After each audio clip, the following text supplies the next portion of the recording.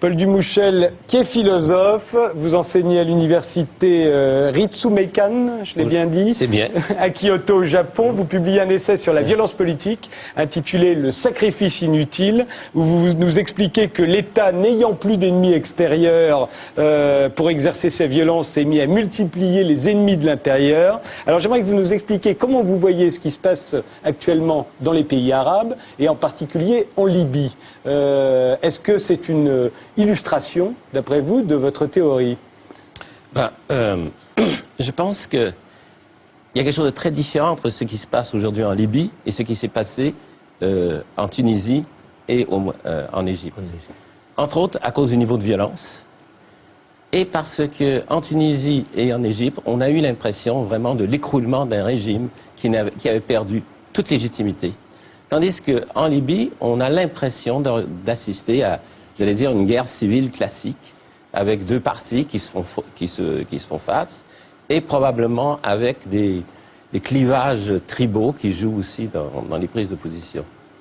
Alors, on sait le colonel Kadhafi a accusé Al-Qaïda Maghreb islamique de fomenter les violences dans son pays. On va écouter tout de suite le fils de Muammar Kadhafi. Voilà comment il décrit la situation. Regardez. Si les Européens ne nous viennent pas en aide, la Libye pourrait bien devenir une Somalie de la Méditerranée. Il y aura des pirates au large de la Sicile, de la Crète ou de Lampedusa. Il y aura aussi des millions d'immigrants. La terreur sera à votre porte. En Tunisie et en Égypte, c'était de vraies révolutions. Des millions de personnes dans la rue pendant des jours et des jours, de façon pacifique et sans armes. Ici, montrez-les-moi. Au début, c'est vrai, des gens sont morts, je ne vais pas le nier. Mais depuis, c'est une histoire complètement différente. Les manifestants ont pris des mitrailleuses, des chars, des munitions, qui sont maintenant aux mains de milices armées. Tous les Libyens se battront jusqu'à la mort pour leur pays. Peut-être qu'on mourra, mais pas notre pays. Quand votre régime est solide, tout le monde vous fait des courbettes. Quand il s'effondre, tout le monde vous dit « Bye bye ». Mais on n'est pas encore parti. Alors qu'est-ce que vous entendez, vous, là, Paul Dumouchel? La première chose que j'entends, c'est que c'est à nous qu'il parle. Il s'adresse véritablement à l'Occident et il dit « Nous, on vous rend service. On vous a rendu service et donc vous devez nous soutenir. » Et ce qui est intéressant aussi, c'est que ce discours qu'il tient, c'est tout par rapport au terrorisme, par rapport à l'immigration, c'est un discours qu'il a appris ici. Je veux dire, pas particulièrement en France, me semble-t-il, mais dans l'Occident. C'est-à-dire, quelles sont nos grandes peurs? Nos grandes peurs sont l'immigration sauvage, ils sont le terrorisme international, et voilà quelqu'un qui nous dit « Aidez-nous parce que ça va être le chaos chez vous si vous ne nous aidez pas. » Mais est-ce qu'il essaye de nous appâter avec nos propres peurs pour qu'on le soutienne, ou est-ce qu'il mime notre propre discours? Je crois que c'est les deux à la fois, au sens où je ne crois pas que dans sa tête, ça soit très clair la différence entre une alternative et l'autre. Simultanément, il mime notre discours parce que c'est le meilleur moyen, en un sens, pense-t-il, de nous séduire. Comment expliquez-vous, Paul Dumouchel, longtemps on a fait la guerre avec des pays pour leur prendre des territoires. Depuis 20 ans, on a l'impression que c'est fini. C'est-à-dire que le dernier qui a essayé, c'est Saddam Hussein. Il a envahi le Koweït et il s'est retrouvé avec une coalition de près de une centaine d'États qui se sont ligués contre lui. On a l'impression, et c'est ce que vous racontez dans votre livre aujourd'hui, que cette violence qu'on portait à l'extérieur, on défendait sa population contre l'ennemi extérieur, ayant cessé.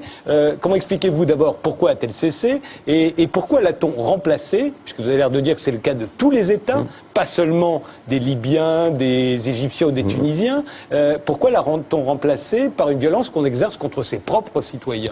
Je crois que les guerres territoriales, elles ont fini en fait après la Deuxième Guerre et avec la création de l'ONU. Et une des caractéristiques les plus marquantes de la décolonisation, c'est que les colonies, la règle première, c'est que toutes les colonies conservaient les territoires d'origine. C'est-à-dire qu'il n'y allait pas y avoir de déplacement territorial. Et il y a eu une espèce de gel territorial du monde après la Deuxième Guerre. Et ça a joué un rôle fondamental dans l'évolution de la violence. Et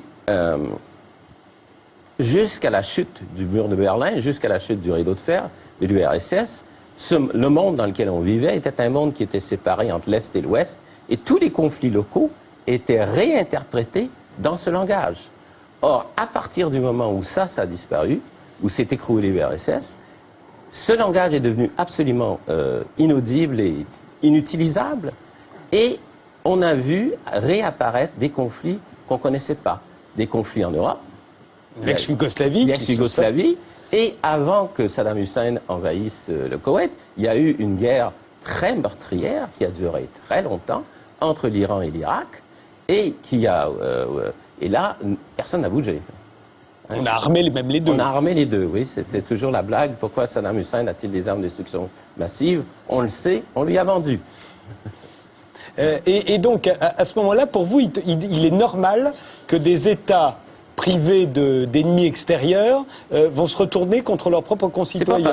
C'est pas normal nécessairement que des États privés d'ennemis extérieurs se retournent contre leurs propres citoyens. C'est simplement que je crois que la violence politique est une... Je pense que le rôle de l'État est de nous protéger contre notre propre violence. Et les États y arrivent en la détournant vers l'extérieur, vers des victimes sacrifiables. Or, des victimes sacrifiables, de préférence, c'est des victimes qui sont loin.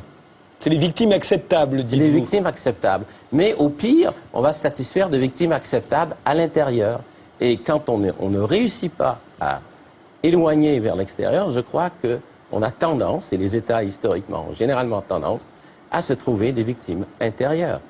Alors, on va penser, je ne sais pas, on parlait de Saddam Hussein, on va penser aux Kurdes. On va penser aux Kurdes, oui. Voilà. Et on peut penser que...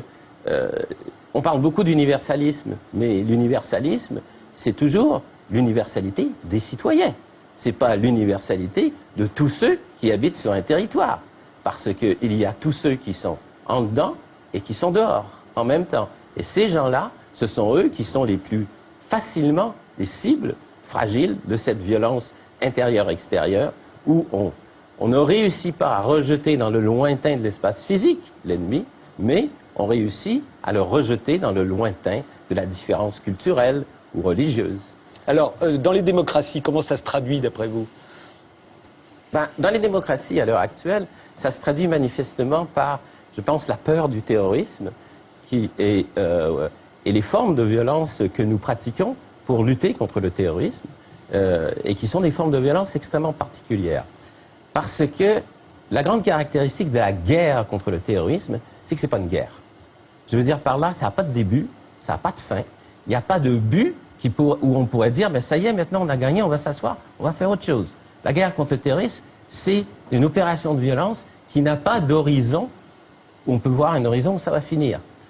Et quand on lutte contre des terroristes, qu'est-ce qu'on fait? On essaye de les empêcher de nuire. Or, essayer de les empêcher de nuire, ça veut dire les rendre incapables d'agir. Mais c'est exactement le contraire du droit, où, dans le droit, on commet un crime et ensuite on est puni. Tandis que là, on tente d'empêcher des gens de commettre, peut-être, demain, un crime. Et le résultat, c'est bien sûr, comme ce qui s'est passé à Londres, comment il s'appelait, Jean-Charles Menendez, qui a été tué de cette balle par la police de Londres. C'était une erreur, celui-là. C'était une erreur, mais à partir du moment où on procède comme ça, ce genre d'erreurs sont inévitables. Et vous ne pensez pas que peut-être on évite effectivement des actes terroristes aujourd'hui dans les pays démocratiques? Après tout, il n'y a pas eu d'attentat aux États-Unis depuis le 11 septembre 2001.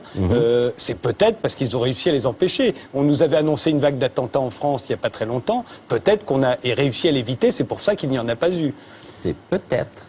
Je pense que c'est le mot important. C'est-à-dire que il y a des enquêtes très intéressantes qui ont été récemment faites sur le terrorisme. Alors, quelle est la variable la plus importante pour savoir si quelqu'un va devenir un terroriste? Est-ce que c'est qu'il aille dans une école islamique? Est-ce que c'est qu'il a des positions politiques extrémistes? Il n'y a qu'une variable, c'est aucune de celles-là, c'est si, dans les gens qu'il connaît, dans son réseau, il y a déjà un terroriste. Ce qui veut dire qu'il s'agit, en fait, d'une violence qui, d'une certaine façon, bien que nous la représentons comme une violence politique, est très peu une violence politique.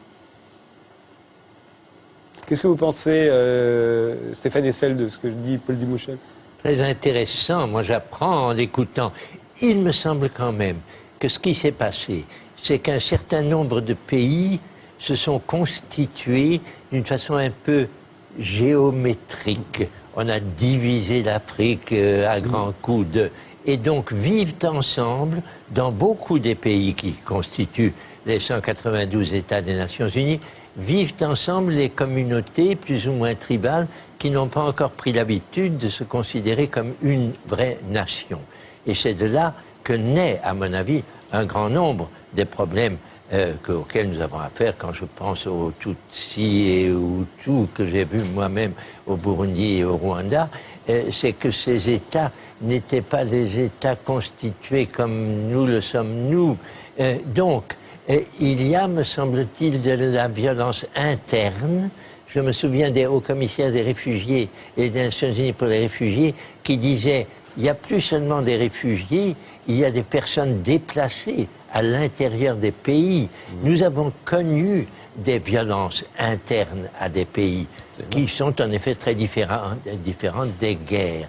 Comment faire contre? Alors là, je m'en réfère à ce que nous dit M. Dumouchel, parce que c'est lui qui sait quels sont les moyens à employer. À mon avis, il faut surtout lutter contre le manque de respect des hommes les uns vis-à-vis des autres. Il faut apprendre à se respecter, mais c'est un long travail. Est-ce que... Vous posez la question aussi, Stéphane Hessel, mais vous la posez d'une autre manière. Ouais. Y a-t-il une violence légitime? L'histoire s'est faite à partir de la violence. La violence a toujours précédé le droit. C'est parce qu'on a été violent et qu'on a été tellement violent que l'autre a perdu qu'on peut lui imposer le droit. Que ce droit soit juste ou pas est accessoire. Alors, est-ce qu'il y a, selon vous, cette violence qui a été si formatrice pour les hommes, est-ce qu'elle peut être légitime? Alors, je pense que la violence est légitime lorsqu'on est dans une situation d'oppression et qui est contraire aux valeurs fondamentales du droit. C'est la raison pour laquelle j'ai dit déjà à plusieurs reprises que je comprenais la violence des Palestiniens. Parce qu'ils se trouvent en situation d'occupation, de colonisation. Ils en ont marre, il faut qu'ils fassent quelque chose. Ils sont tentés d'utiliser de la violence. Ils ont tort, à mon avis, parce que la violence du faible au fort n'est pas productive. Le fort l'emporte, il devient encore plus violent. Il vaudrait mieux remplacer cette forme de violence par une tentative de négociation. Nous devrions tous apprendre à négocier. Pour le moment, il y en a qui ne savent pas négocier. Et eux sont enfermés dans la violence. Mais d'après ce que vous dites, Stéphane Hessel, je vais donner la parole à Paul Dumouchel, mais dès l'instant on a l'impression d'être oppressé d'une manière que le droit... Enfin, il y a des Corses aujourd'hui, en Corse, qui pensent qu'ils sont oppressés, qu'ils sont dans une situation injuste. Il y a eu des Bretons à une époque qui ont pensé la même chose. Est-ce que ça suffit pour dire que la violence est légitime? Alors justement, légitime, c'est peut-être pas le mot, et sûrement pas légitime, compréhensible mais improductive. Je pense que les Corses qui font sauter des maisons ne rendent que plus difficile une éventuelle autonomie plus grande de leur île. Et que partout où la violence s'exprime comme une espèce d'exaspération, elle diminue l'espoir, qui figure aussi dans le mot exaspération. Paul Dumouchel, il y a une violence légitime? Je ne sais pas s'il y a une violence légitime en ce sens-là. A priori, la seule violence légitime, c'est celle de l'État. C'est lui qui est le dépositaire de la violence. La caractéristique de nos États, c'est que l'État a le monopole de la violence légitime. Ça, c'est la caractéristique d'un État moderne. C'est la caractéristique fondamentale. Maintenant, la question de savoir si elle est légitime, elle est ambiguë comme question. Parce qu'elle peut vouloir dire, est-ce qu'elle est compréhensible? Est-ce qu'elle est excusable? Mais elle peut aussi... C'est pas vraiment l'aspect qui m'a intéressé. L'aspect qui m'a intéressé, c'est de se dire, qu'est-ce qui fait que les gens commencent à se dire, une violence est légitime, une violence est excusable? Qu'est-ce que la violence politique? Pour moi, c'est une violence qui est telle que il suffit de la commettre pour que des gens reconnaissent qu'elle est excusable. Et à partir de ce moment-là, ça devient un geste politique. Sinon, c'est un meurtre. Sinon, c'est un crime, c'est un vol. Mais à partir du moment où il y a des gens qui commencent à se dire « Ah tiens, ah oui, on comprend, de toute façon, ils l'ont cherché », et ainsi de suite, la violence commence à prendre une dimension politique. Et le grand danger pour nos États, c'est quand ce monopole qui les fonde est déchiré, c'est-à-dire quand d'autres sources de violence légitime commencent à apparaître, alors là, les États se sentent terriblement menacés, et c'est généralement à ces moments-là qu'on se trouve dans des situations très dangereuses au niveau de la violence interne.